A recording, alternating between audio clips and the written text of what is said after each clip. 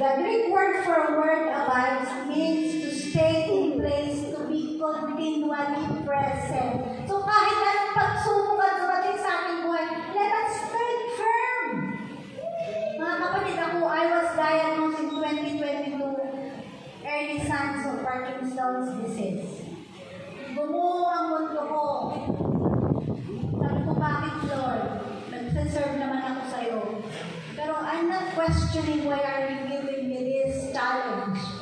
Pero sana, Panginoon, ang dalangin ko, huwag naman sana akong maging hadlang sa gawain ng asawa ko. Yung iisipin niya pa ako, dahil sa kanyang gawain ay magpababalang dahil ko, Panginoon, then came the call. Pastor Kaderman, Danny, you are elected as the president of NLPUN. Sabi ko sa inyo mga kapatid, ang luha namin hindi nauubos, hindi natatapos. Lord, bakit? We're about to retire. My husband is 63 years old and served the church for 40 years. I am 61 years old and I have served the church for 30 years. So qualified na kami mag-retire. Pero Panginoon, bakit binigay mo itong task na to? Ay, dito ba naman yung mag-retire kami sa Palawan kasi na-inlove kami sa lugar. Hindi kami taga-Palawan, pero na-inlove kami sa Palawan. The most beautiful island in the world.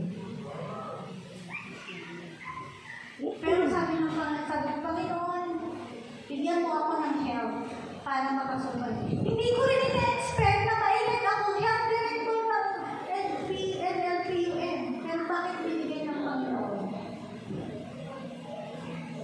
Kaya, sabi ko, alam niyo, doon sa Palawan, I really felt a family. I have a family there. Kaya hindi kami nagawin.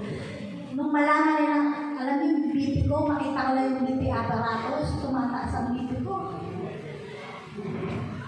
Pagdating sa hospital sa bahay, 170. Pagdating sa hospital, 220. 110. Wala akong nararamdaman.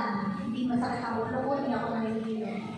Sabi ko, Lord, mamamatay na ba ako?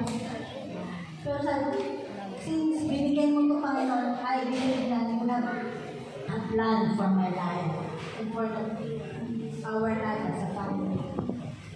Ngayon, halata niyo mga sakit ako. It is all by the way. Nag-anxiety talaga ako, nag-almost depression na ako. Pero sabi ko, Panginoon, tinatanong ko yung naramdaman ko, tinatanong ko yung katibuan ko kung meron mga katibuan sa buhay ko. Pero Panginoon, bigyan mo ako ng lakas para mag-move forward sa gawain. Halata ba mo ang may sakit? Because God is gracious.